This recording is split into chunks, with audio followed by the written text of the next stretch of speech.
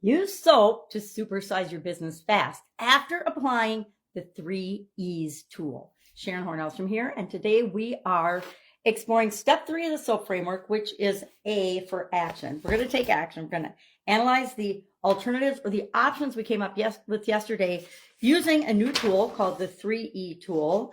And I will share 2 people's stories. We're following a couple of people through as they apply this SOAP framework to their business and their life or their situation.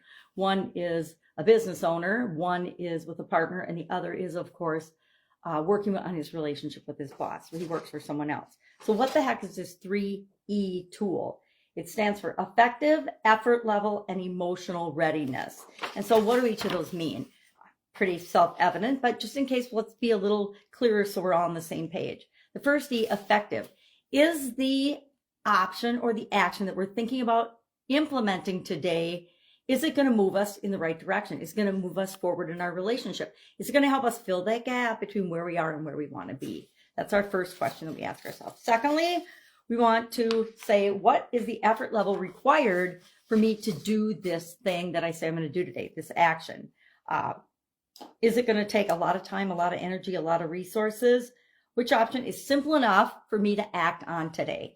And finally, emotional readiness. What action of the list am I emotionally, do I feel aligned with and that I'm able to take action on without a whole lot of stress and struggle and challenge? Because I want to go ahead and do the low-hanging fruit. I want to do something immediately that's going to help me start to fill that gap. Why?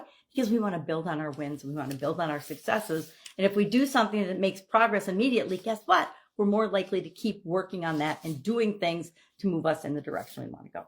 So today, we're going to apply this tool to our options from yesterday. We're going to pick something and we're going to take action on it today. So let's see what Marcus and his business partner, Josh, are going to do. Marcus picked the item on his list, and I think I might have shared it yesterday, not sure, but he's going to schedule a strategy session focused only on shared vision and long-term goals. Why? Because he doesn't feel like he and Josh are in alignment anymore. Guess what? A company with 2 heads is like a snake with 2 heads. You're in big trouble because nobody knows which head to look at or listen to in order to grow and build and supersize your business. So Marcus and Josh have to get together, right? They have to get realigned. So let's ask ourselves the 3 E's with respect to this particular action. Number 1, effective. It realigns them and creates a higher level of communication and gets them back on track of being on the same page for running and growing and building their business. Effort level, moderate, takes a little planning, but it's not emotionally heavy, right? Hey, let's just get together and talk about this. So you want to have a little bit of a plan. Marcus does. He doesn't want to go into it cold. But it's a great way to open the door to getting back into alignment and being aligned again. I probably would have picked the monthly meeting one, but this one is first. You have to have an initial one first and then probably go to a monthly meeting or weekly meeting. I learned the hard way that if you have a partner and you lose track of each other's direction and intention, you can get in big trouble, especially if your partner has some ulterior motives. Emotional readiness, both parties may be open to a big picture strategy more than they are criticizing or critiquing one another. So I think that emotionally, Marcus is definitely ready. Hopefully Josh is ready too, and they can resolve some things and get back on the same page of how they want to grow and build and supersize their business. Hunter and his boss. Hunter picked the action, request a formal performance review to gain structured feedback. Doesn't feel like he's getting enough information or feedback from his boss, Mark. So I think this is a great first step too. Is it effective? Yeah, it brings clarity to performance and opens up a professional dialogue to, hey, how am I doing?